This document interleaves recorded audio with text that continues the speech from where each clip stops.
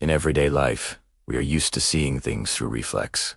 Fast, automatic, almost instant. Something happens.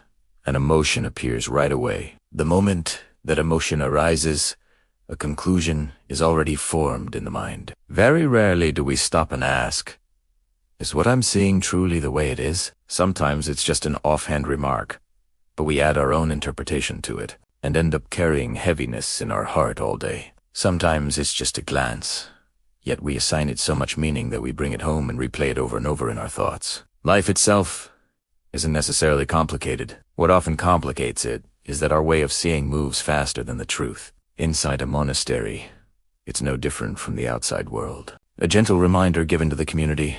One person hears it and lets go. Another carries it in their heart for days. Not because the words were different, but because each person looks through a different lens. If we observe carefully, we will see that much of our suffering does not come directly from events themselves, but from how we understand and interpret those events. So today's reflection is not meant to teach anything lofty or abstract. It simply invites us to look again at something very basic.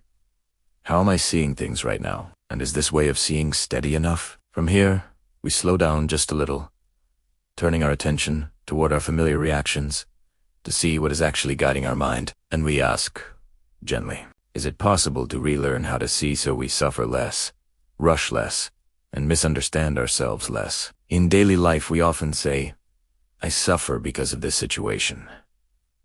I'm upset because of that person, exhausted because of these circumstances. It sounds reasonable, but if we step back and observe more closely, we notice something interesting. The same situation can feel unbearable to one person, while another can still carry it. So where is suffering really located? In the workplace, two people receive the same feedback from their boss. One person goes home, adjusts their work, and moves on. The other takes it personally. I'm not valued. I'm being targeted. I'm not as capable as others. The event is the same, but the suffering of the second person multiplies many times over. In a monastery, it's the same. A reminder offered during communal practice. One monastic hears it, settles inwardly, and uses it as a mirror. Another feels uncomfortable, misunderstood, disrespected. Not because the reminder was wrong, but because the interpretation took a different turn. This shows us something important. An event is only part of the picture. The rest is added by the mind, through assumptions, comparisons, old memories, and that's how suffering grows. We tend to trust our first feeling very quickly. This is how it feels, so it must be true. But that very speed of belief is often where suffering begins. Emotions arise fast, but they don't always reflect the full truth. When we're angry, the person in front of us appears entirely wrong.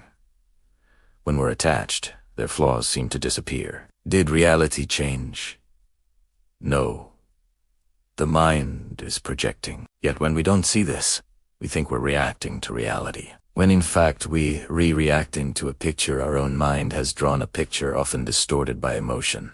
At the very beginning of the path, learning does not mean mastering complex teachings. It means learning to see more clearly, to ask, what I'm so certain about right now, does it need to be checked again? If we learn just this, a great deal of suffering already begins to loosen. From here, a crucial question naturally arises. If emotions and habits can distort perception, then what can we rely on instead? How do we avoid being carried too far by emotion? This question was raised very early in the Buddhist teachings. One remarkable thing about the Buddha is that he never asked people to believe him simply because he said so, not because it was scripture, tradition, or authority. He said, examine for yourself, test it, then decide. This aligns closely with the spirit of modern science, not rushing to conclusions, not believing based solely on reputation, but relying on direct observation and reason. Interestingly, we do this all the time in daily life, except with our inner world. We carefully compare products before buying. We observe our body's response to medicine. But when anger, fear, or negative thoughts arise, we believe them immediately. That's why teachers often say, don't trust your first emotion too quickly. Not because emotions are always wrong, but because they reveal the state of the mind, not the full truth of the situation. The Buddha compared practice to testing gold. You don't just look at it or listen to claims. You rub it, cut it, heed it. Applied to life, this means, when a thought arises, don't immediately identify with it. Look at where it comes from. Does it rest on clear evidence, or just momentary emotion? When we cultivate this habit, many things change quietly. Criticism no longer feels like a personal attack. Challenges stop turning into tragedies, not because life becomes lighter, but because our way of seeing becomes clearer. A stable practitioner isn't someone who never feels stirred. It's someone who doesn't follow the stirring immediately. They pause just long enough to look again before deciding whether to speak or remain silent. That brief pause is where wisdom begins. Not grand wisdom, but everyday wisdom.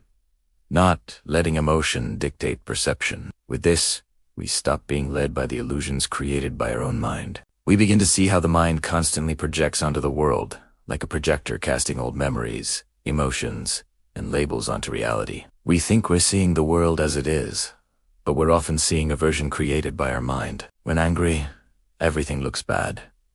When craving, everything looks perfect. Both extremes distort reality. Practice here means learning to separate emotion from perception, not suppressing emotion, but understanding its role. Emotion informs us of our inner state, but it is not qualified to judge the truth. As this understanding deepens, reactions soften.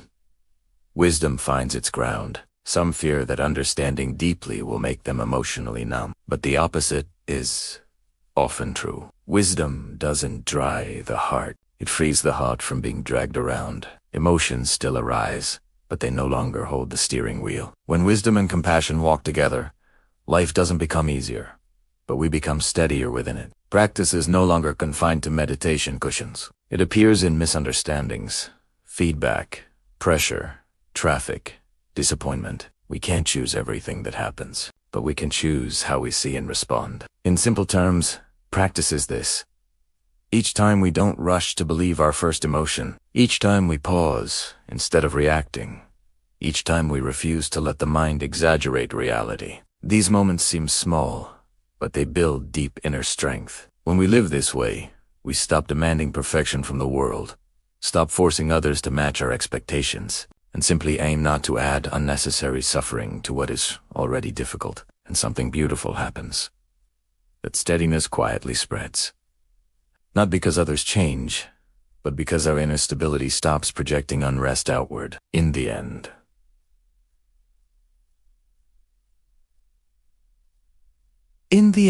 practice is not about becoming extraordinary, but about being an ordinary human who knows what state their mind is in. To understand a little less, but more accurately. To see more slowly, but more clearly. And if we leave with one small habit, not trusting our first emotion too quickly, then this teaching has already entered our life, quietly, humanly, and fully enough.